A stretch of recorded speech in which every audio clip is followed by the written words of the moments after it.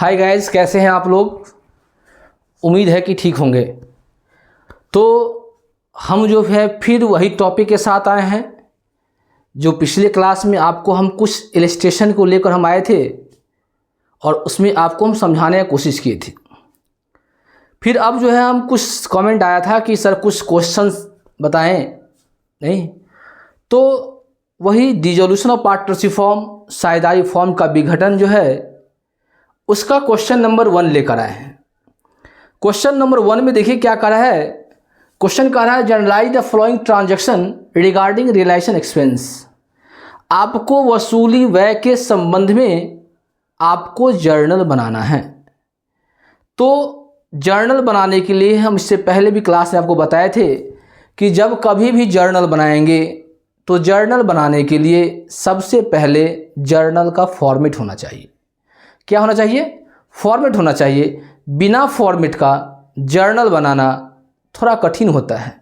कठिन मीन्स ये होता है कि अगर हमारा सीधे जर्नल बनाते हैं आप और फॉर्मेट नहीं डालते हैं तो एग्जामिनर आपका नंबर काट सकता है, क्योंकि जर्नल का जो फॉर्मेट होता है अगर उस फॉर्मेट में अगर आप जर्नल बनाते हैं तो ज़्यादा बेटर माना जाएगा। तो यहाँ देखिए दिया हुआ है जर्नल बनाने के लिए। तो आपको पता होगा कि जब हम कभी भी जर्नल बनाते हैं तो जर्नल में कितना कॉलम होता है? कितना कॉलम होता है? 5 होता है। ये भी नहीं पता आप लोग, 5 होता है। तो जर्नल का फॉर्मेट हम लोग बनाएंगे।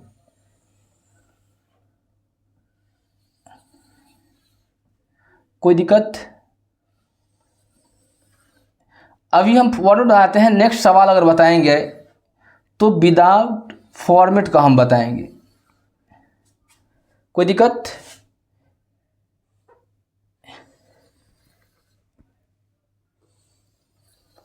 चलिए, ये आपका फॉर्मेट रहा। अगर डेट नहीं होता है तो हम लोग डालते हैं सीरियल नंबर। क्या डालते हैं? Serial number. यहां क्या होगा? पार्टिकुलर्स। यहां क्या होगा? LF। यहां क्या होगा? Amount debit. यहां क्या होगा? Amount credit. कोई दिक्कत? अब देखिए पहला कहता है रियलाइजेशन एक्सपेंस अमाउंट कितना दिया है? 2500। मतलब वसूली व्यय कितना है? 2500 है। तो पहला एंट्री हम आपको पहले क्लास में बताए थे कि जब रियलाइजेशन एक्सपेंस का एंट्री बनाएंगे तो आप लिख सकते हैं realisation expense account debit to cash या bank account. Realisation expense account debit to bank account. Next लिखेंगे being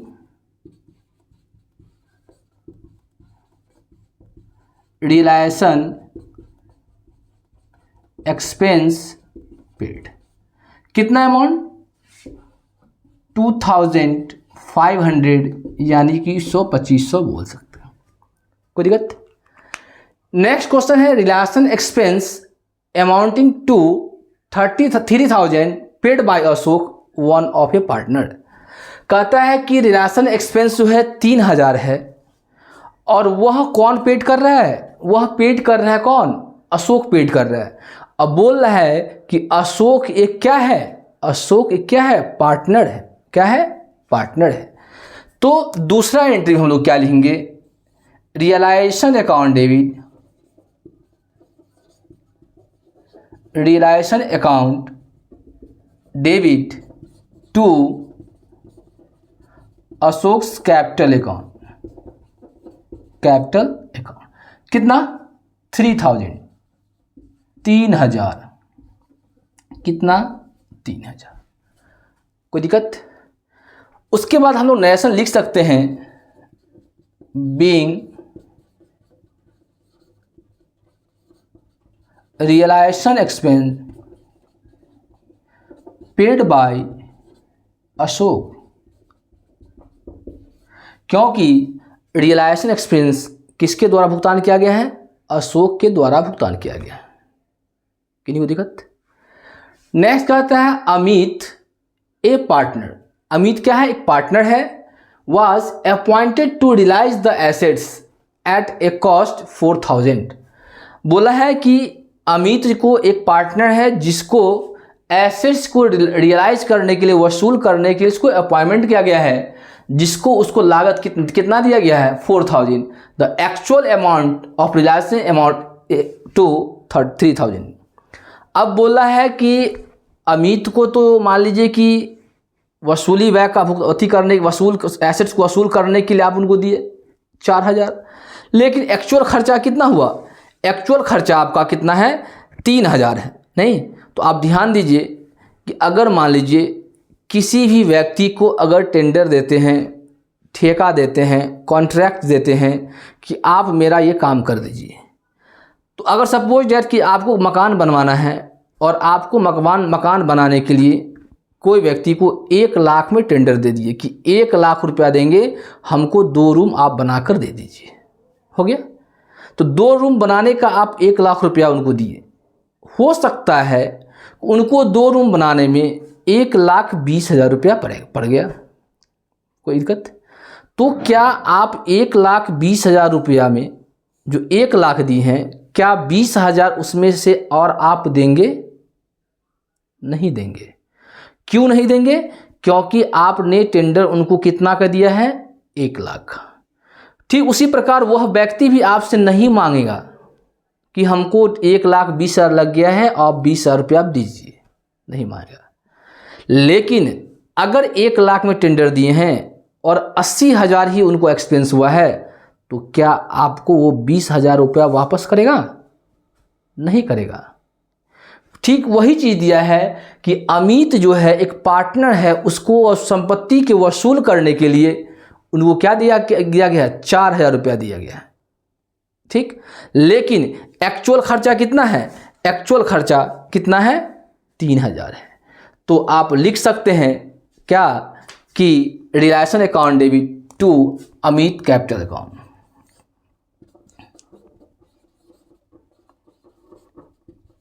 realisation account debit to Amit capital account. कितना? 4,000 लेंगे, न कि 3,000। 3,000 नहीं लेंगे, 4,000 लेंगे, क्योंकि 4,000 में ही बात हुआ है। नहीं तो एंट्री लिखेंगे, ऐसा लिखेंगे being realisation expense paid to Amit, हो गया। अब इसको आप टोटल कर लेंगे और इसको डबल अंडरलाइन से घेर देंगे ताकि यह अमाउंट क्या हो सके? बाहर नहीं जा सके। तो 4 3 7 2 9 9,500 और यहाँ भी होगा 9,500। यहाँ पर किसी को किसी प्रकार का दिक्कत है तो बताइए। क्वेश्चन नंबर पहला में किन्हीं को दिक्कत है तो बोलिए, नहीं तो हम आगे बढ़ेंगे।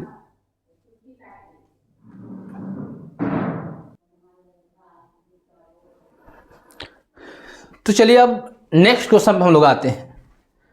नेक्स्ट क्वेश्चन का भी है, जर्नल ही बनाना है। क्या बनाना है? जर्नल बनाना है। तो पहला क्वेश्चन तो आपको हम जर्नल के फॉर्मेट बनाकर दिखा दिए आपको हम। अब जो है हम विदाउट जर्नल का बनाएंगे। आप जब कभी भी बनाएंगे इसको तो जर्नल के फॉर्मेट बनाएंगे। ये नहीं कि हम विदाउट जर्नल का बना रहे हैं तो आप भी विदाउट जर्नल का ही बनाएंगे, ऐसा आप नहीं करेंगे। क्योंकि हम जो है एक आपको फॉर्मेट बता दिए हैं, उस फॉर्मेट में कैसे बनाना है वो बता दिए हैं, उसके आधार बनाएंगे। तो चलिए अगला क्वेश्चन दिया हुआ है कि पेमेंट ऑफ अनरिकॉर्डेड लायबिलिटीज। अगर मान लीजिए अनरिकॉर्डेड लायबिलिटीज, ऐसा लायबिलिटीज जिसको रिकॉर्ड नहीं किया गया है और उसको क्या करेंगे? पेमेंट करेंगे। तो पेमेंट करेंगे तो पैसा मेरे यहाँ से जाएगा। तो ए का क्या होगा? एंट्री लिख सकते हैं realisation account debit to bank या कैश लिख सकते हैं, कैश अकाउंट। कितना? 3200 डेबिट होगा, तो 3200 क्या होगा? क्रेडिट होगा। नेशन क्या लेंगे? Being unrecorded liabilities paid. कोई दिक्कत नहीं ना? अब दूसरा देखिए, कहता है stock worth 7500 is taken by a partner Rohit. यानी 7500 का आपका स्टॉक है और स्टॉक जो है रोहित के द्वारा ले लिया गया है और बता रहा है रोहित एक क्या है? पार्टनर है। तो हम आपको पिछले क्लास में बताए हुए थे कि अगर जब कोई पार्टनर किसी भी एसेट्स को टेक ओवर करेगा यानी लेगा, तो ऐसी दशा में पार्टनर्स कैपिटल को हम लोग क्या करते हैं? डेबिट करते हैं और रियलाइजेशन को क्या करते हैं? क्रेडिट करते हैं। अब बात रहा कि हम लोग पार्टनर्स कैपिटल को ही डेबिट क्यों किए हैं? क्योंकि हम आपको बताए हुए थे कि स्टॉक मेरा एसेट्स है, कोई भी एसेट्स को अगर पार्टनर टेक ओवर करता है तो एसेट्स अगर डेबिट है तो पार्टनर्स को क्या करेंगे? डेबिट करेंगे। अगर ठीक उसी प्रकार किसी भी लायबिलिटीज़ को किसी पार्टनर के द्वारा टेक ओवर किया जाता है, किसी पार्टनर के द्वारा लिया जाता है, तो मेरा क्या होता है? जो भी लायबिलिटीज़ क्रेडिट होता है तो ऐसी दशा में पार्टनर्स कैपिटल को क्रेडिट करेंगे और रियलाइजेशन को डेबिट करेंगे। तो चलिए यहाँ पे क्या है? यहाँ पे क्या है कि स्टॉक है और स्टॉक 7500 का है और कौन लिया है? रोहित लिया है। इसीलिए हम लोग एंट्री यहाँ पास करेंगे बी में कि Rohit capital account debit, Rohit capital account debit to realisation account. कितना? 7500 डेबिट होगा, तो 7500 क्या होगा? क्रेडिट होगा। नरेशन क्या लेंगे? बीइंग स्टॉक, स्टॉक ना, stock take over by Rohit. कोई दिक्कत? यहाँ पे किसी को दिक्कत है तो बताइए। नहीं। नेक्स्ट ठीक आता है कि profit on realisation amount to 18,000। मतलब रियलाइजेशन जो प्रॉफिट है वो 18,000 है, to be distributed between the partner Ashish and Tarun in the ratio of 5:7। बोला रियलाइजेशन जो प्रॉफिट है 18,000, इस प्रॉफिट को जो पार्टनर है तरुण और कौन?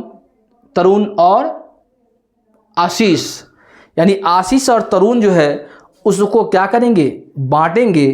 किस रेशियो में? 5:7 के अनुपात में। अब मान लीजिए कि अगर यहाँ पे हम वर्किंग नोट करें, क्या करेंगे? वर्किंग नोट अगर करें हम, तो प्रॉफिट को रिलेशन प्रॉफिट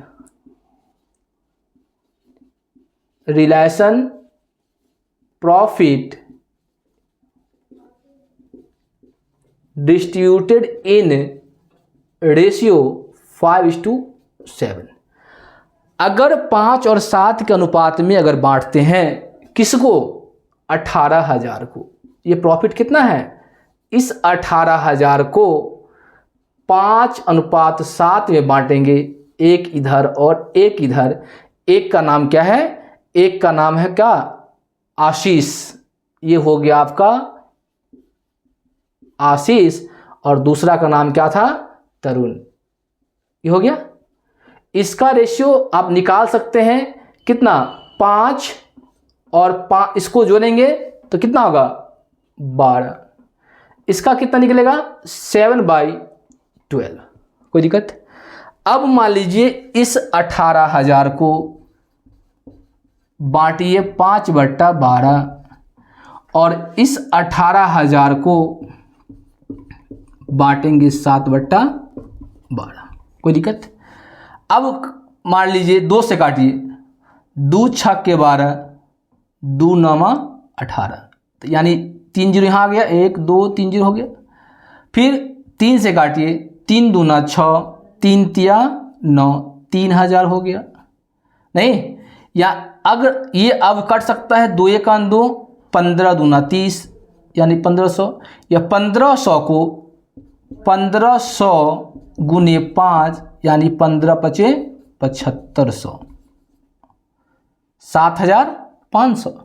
फिर इसको भी ऐसे ही काटेंगे। अगर काटेंगे 2 6 12 और 2 9 18, 3 0 आ गया। फिर 3 दूना 6, 3 तिया 9 कट गया। फिर 2 1 2, 15 दूना 30, 1500। फिर इसको 1500 को गुना करेंगे 7 से तो कितना आएगा, 10,500। कोई दिक्कत? अब देखिए इस 10,500 यहाँ है और इसको अगर आप दोनों को ऐड करते हैं तो आपको 18,000 आ जाएगा। कोई दिक्कत नहीं ना? अब देखिए इसका एंट्री बनाएंगे, क्योंकि आपका रियलाइजेशन प्रॉफिट है तो प्रॉफिट को हम लोग बांटेंगे पार्टनर्स के बीच, तो पार्टनर्स का पूंजी क्या होगा, बढ़ेगा। तो हम लोग यहाँ पे एंट्री बना सकते हैं कि रियलाइजेशन अकाउंट डेबिट टू, पहला नाम क्या है, आशीष अकाउंट, और टू तरुण अकाउंट। कोई दिक्कत? अब टोटल कितना है, 18,000, इसको मिलेगा 7,000 कितना, 500, और इसको निकलेगा 10,500। कोई दिक्कत? नरेशन क्या होगा, being realisation profit distributed in ratio 5:7। कोई दिक्कत? यहां तक कोई दिक्कत है? नेक्स्ट है कि unrecorded assets realised 5,500। Unrecorded asset से, ऐसा संपत्ति से 5,500 क्या हुआ, प्राप्त हुआ। प्राप्त होगा तो पैसा मेरे पास आएगा।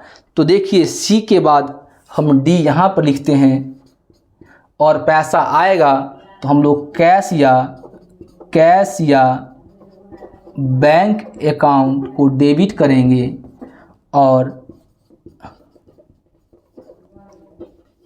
रियलाइजेशन अकाउंट को क्रेडिट करेंगे। कितना से, 5,500 से। तो 5,500 आप नरेशन लिख सकते हैं, being cash realised from unrecorded assets. समझ में आ रहा है? दिख रहा है? नीचे तक दिख रहा है? कोई दिक्कत है किन्हीं को? अगर किन्हीं को किसी प्रकार का अगर समस्या है, डाउट है, तो आप कमेंट कर सकते हैं। नहीं, और कोई भी सवाल को आप अगर समझ कर बनाएंगे तो आपको निश्चित तौर पर है कि वो सवाल आपसे बनेगा। देखिए फिर हम नेक्स्ट सवाल देखते हैं। पहले इसको आप अगर स्क्रीनशॉट लेना चाहते हैं आप तो स्क्रीनशॉट ले सकते हैं, नहीं तो हम लोग फिर दूसरे सवाल को बताएंगे। देख लीजिए एक बार।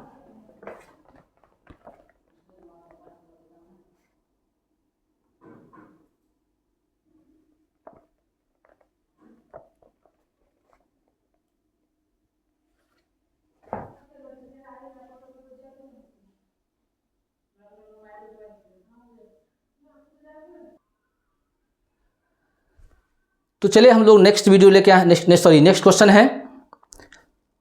तो नेक्स्ट क्वेश्चन में क्वेश्चन नंबर 3 है और नेक्स्ट क्वेश्चन नंबर 3 में फिर वही जर्नल जो आपको 1 में बताए हैं, वही जर्नल जो 2 में बताया है, और उसी प्रकार का जर्नल फिर 3 में है।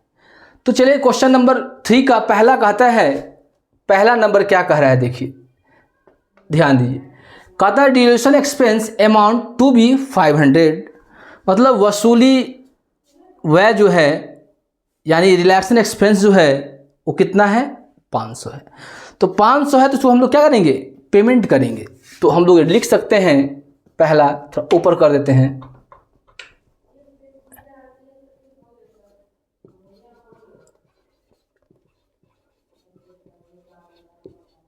Realisation account debit to bank account. कितना? 500 डेबिट होगा तो 500 क्रेडिट होगा। नरेशन क्या लिखेंगे?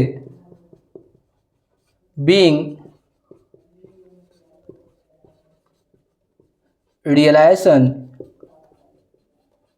Expense paid. कोई दिक्कत? अब आइए, पहला हो गया। अब दूसरा में आइए, कहता है कि अनरिकॉर्डेड एसेट रियलाइज्ड, ऐसा एसेट्स जिस एसेट्स को हम लोग क्या किए हैं, रिकॉर्ड नहीं किए हैं और उससे हमको पैसा प्राप्त हो गया।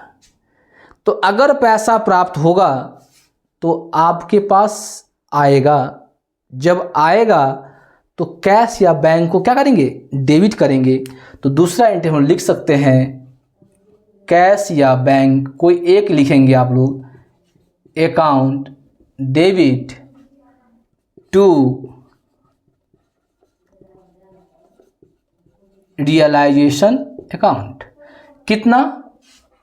2500 यानी कि 2500। आप नरेशन लिख सकते हैं बीइंग कैश रियलाइज्ड फ्रॉम, किससे? Unrecorded assets, unrecorded assets. कोई दिक्कत यहाँ पे? किसी को किसी प्रकार का दिक्कत है तो बताइए। नेक्स्ट क्या है? Third is stock worth 2000 already transfer to realisation account was taken over by a partner A. यानी क्वेश्चन कह रहा है कि स्टॉक जो है 2000 का, उस स्टॉक को 2000 को ऑलरेडी ट्रांसफ़र कर चुका है रियलाइजेशन अकाउंट में। जब स्टॉक के रियलाइजेशन अकाउंट ट्रांसफ़र कर दिया है, उसके बाद जो पार्टनर ए है, उस पार्टनर ए के द्वारा इस स्टॉक को क्या कर लिया? ले लिया। फिर वही बात, जब पार्टनर किसी संपत्ति को, किसी भी एसेट्स को अगर लेगा तो ऐसी दशा में हम लोग क्या करते हैं? पार्टनर्स कैपिटल को डेबिट करते हैं और रियलाइजेशन अकाउंट को क्रेडिट करते हैं। तो यहाँ पर जो है कौन लिया है? ए लिया है। किसको लिया है? स्टॉक को लिया है। तो आप लिख सकते हैं तीसरा में कि A's capital account debit, A's capital account debit to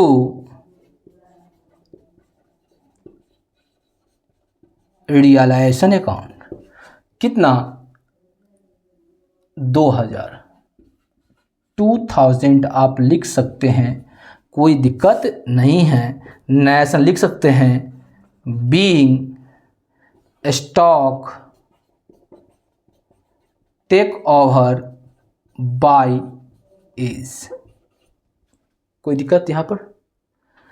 किसी को किसी प्रकार की परेशानी है तो बताइए, नहीं तो हम फिर आगे बढ़ते हैं। 3 नंबर हो गया। 4 नंबर दिया है profit on realisation 4000 is to be distributed between A and B in the ratio of 3:1। अब कहता है रियलाइजेशन प्रॉफिट है, कितना है? 4000 है, और उस 4000 को ए और बी के बीच बांटा जाएगा किस अनुपात में? 3:1 के अनुपात में। हम इससे पहले बताए थे कि जब बांटने वाला बात होगा तो आप वर्किंग नोट निकालेंगे ही निकालेंगे। क्या निकालेंगे? Working note. वर्किंग नोट निकालने से आपको ये बेनिफिट होगा कि आपको समझ में क्लियर आ जाएगा। अब देखिए वर्किंग नोट में टोटल प्रॉफिट कितना है? Total realisation profit, total realisation profit total कितना दिया है आपको? 4000। यहां पर किसी को दिक्कत है? 4000 दिया है और इस 4000 को बांटने के लिए कहता है 3:1 के रेशियो में। अगर इस 4000 को आप बांटेंगे तो एक होगा ए का और दूसरा होगा बी का, और ए का अनुपात दिया है 3, इसको जोड़ देंगे तो कितना आएगा 4, और इसका 1/4। यहाँ पर किसी को दिक्कत है तो बोलिए, नहीं ना, किसी को दिक्कत है नहीं। अब देख लीजिए, इस 4000 को बांटेंगे 3 कितना 4 से कट गया 1000, यानी हम लिख सकते हैं 1000 गुने 3 यानी कितना 3000। कोई दिक्कत? फिर उसी तरह इसको भी हम डिस्ट्रीब्यूट करेंगे, 4000 गुने 1/4 काट देने पर कितना आएगा 4000 आएगा। और 4000 को अगर 1 से गुना करेंगे तो कितना आएगा, सॉरी 1 आएगा यहाँ पे, देखिए तो मिस हो गया है 1000, और 1000 को गुना करेंगे 1 से तो कितना आएगा 1000। कोई दिक्कत? अब देखिए यहाँ भी आपका 3000 है और यहाँ आपका 1000 है, इस दोनों को अगर आप मिलाते हैं तो आपको टोटल कितना आ रहा है 4000 आ रहा है। कोई दिक्कत? इसको किस रेशियो में बांटे हैं 3:1 के अनुपात में।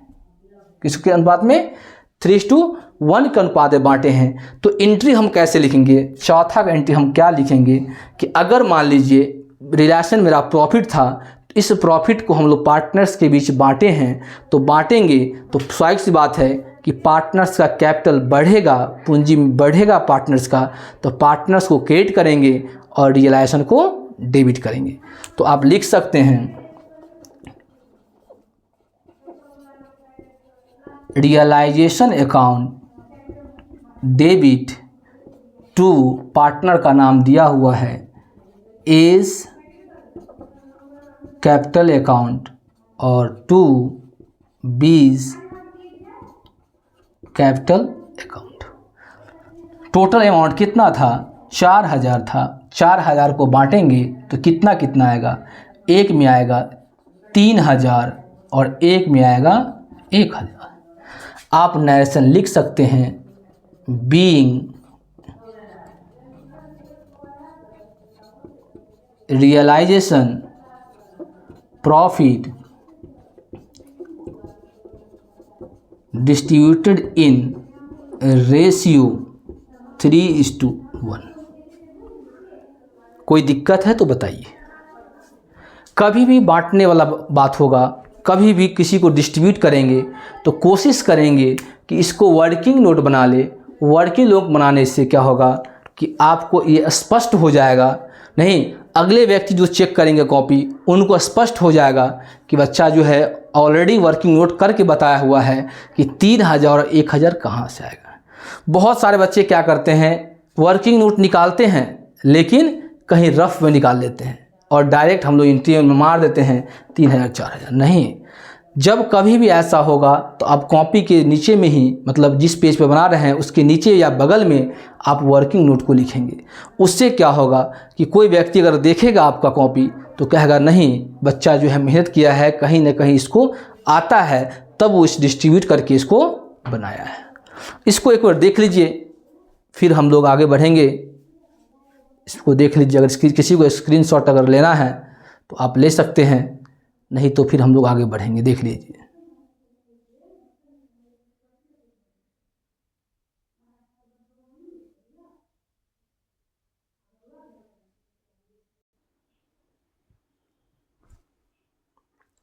तो चलिए नेक्स्ट क्वेश्चन पे हम आते हैं। नेक्स्ट क्वेश्चन नंबर 4 पे आइए।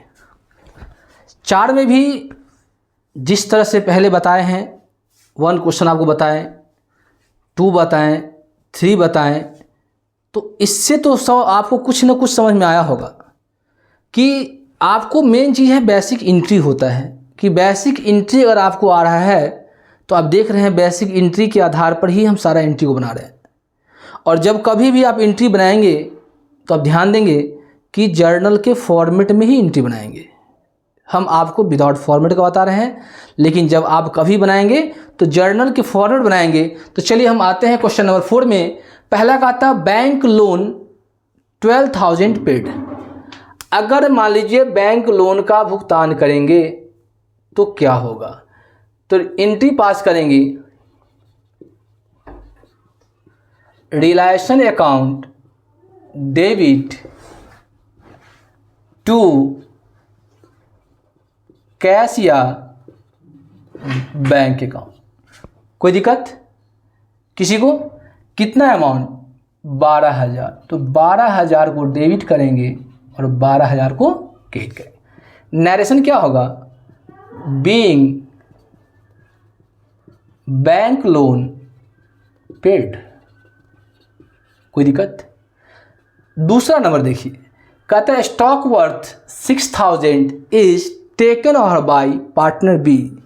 यानी कि 6,000 का जो स्टॉक है उस स्टॉक को पार्टनर बी जो है उनके द्वारा क्या कर लिया गया है? ले लिया गया है।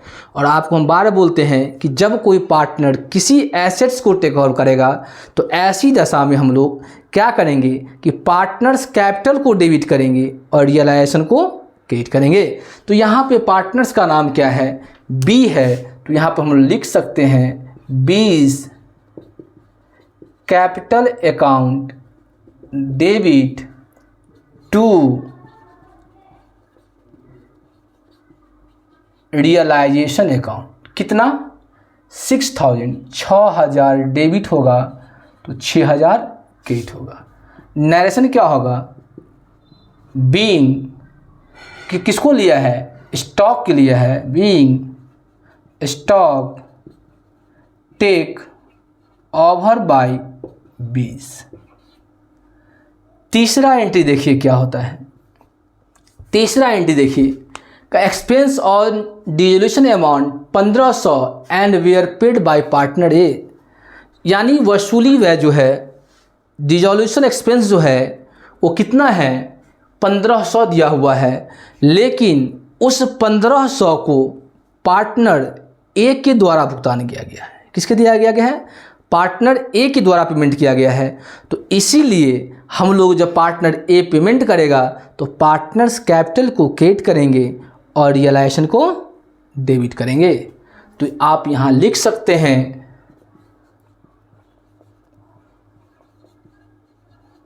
Realisation expense account debit, expense account debit to कौन पे कर रहा है? ए कर रहा है। तो एज कैपिटल अकाउंट कितना पे कर रहा है? 1,500। तो 1,500 को डेबिट करेंगे और 1,500 को क्रेडिट करेंगे। Narration being realisation expense paid by A's. कोई दिक्कत? यानी रियलाइजेशन एक्सपेंस जो है, डिसोल्यूशन एक्सपेंस जो है वह किनके द्वारा पेड किया गया? ए के द्वारा पेड किया गया। तो हम लोग लिख सकते हैं realisation expense account debit to as capital account. कोई दिक्कत? चौथा नंबर देखिए, कहता है a typewriter completely written off in the books of account was sold 200। एक टाइपराइटर था जिस टाइपराइटर को रिटन ऑफ कर दिया गया है, समाप्त कर दिया गया है, लेकिन उसको बेचने के बाद कितना पैसा प्राप्त हुआ आपको? तो कितना? 200। तो पैसा अगर प्राप्त होगा तो पैसा मेरे पास आएगा, जो आता है उसे डेबिट करेंगे। तो यहाँ क्या लिखेंगे? कैश या bank account debit to realisation account. Realisation कितना? 200। 200 डेबिट होगा तो 200 क्रेडिट होगा। यहाँ लिख सकते हैं being cash realised from assets. कोई दिक्कत? यहाँ पर किसी को दिक्कत है तो बोलिए। अब जो है लास्ट सवाल दिया हुआ है कि loss on realisation 40,000 was to be distributed between A and B in the ratio of 5:3। यानी कि इससे पहले जितना सवाल हम बनाए सारे सवाल में आपको रियलाइजेशन प्रॉफिट दे रहा था। क्या दे रहा था? प्रॉफिट दे रहा था। अब यहाँ पे क्या दे रहा है? लॉस दे रहा है। और उस लॉस को बोला है आपको बांटने के लिए कितना? 5:2 में। तो हम फिर वर्किंग नोट बनाएंगे। आपको हम बार बार बोल रहे हैं कि जब बांटने वाला बात होगा तो आप वर्किंग नोट बनाएंगे। क्या बनाएंगे? वर्किंग नोट बनाएंगे। क्या है? रियलाइजेशन लॉस,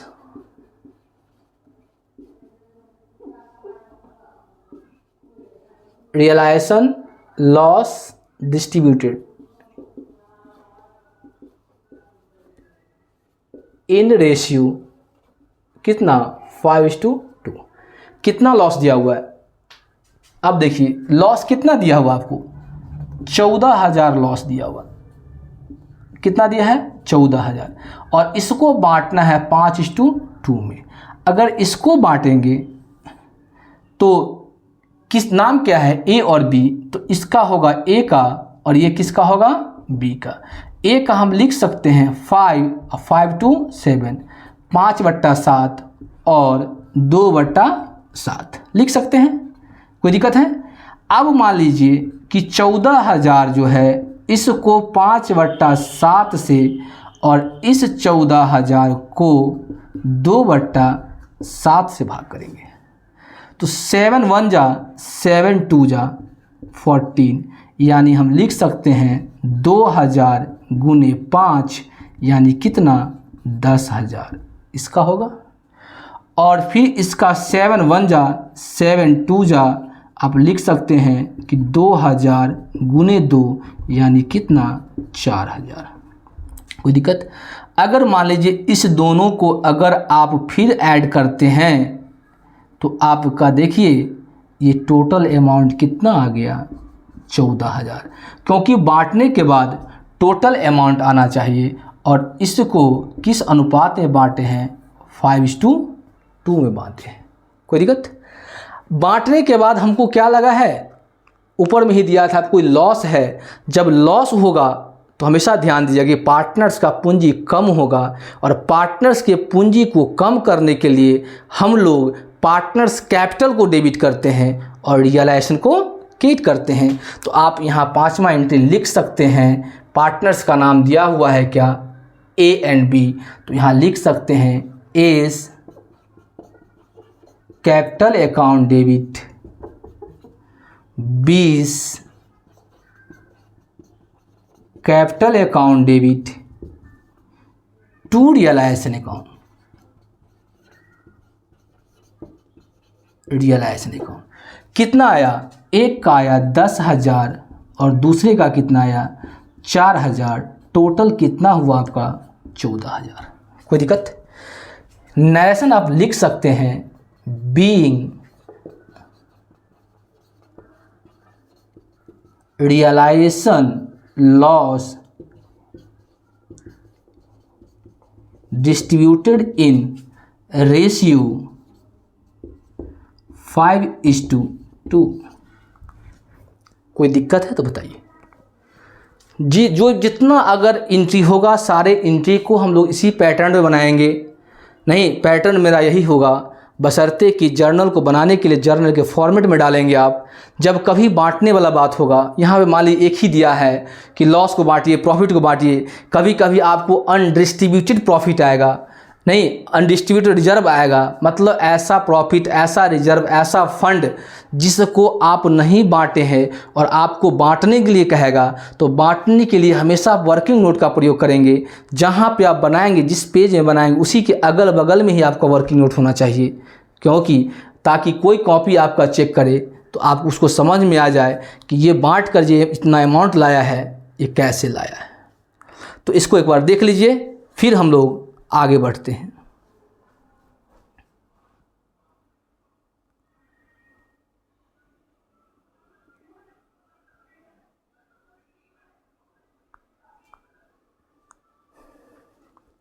देख लीजिए, इनको स्क्रीनशॉट लेना है, स्क्रीनशॉट आप ले सकते हैं, कोई दिक्कत नहीं है।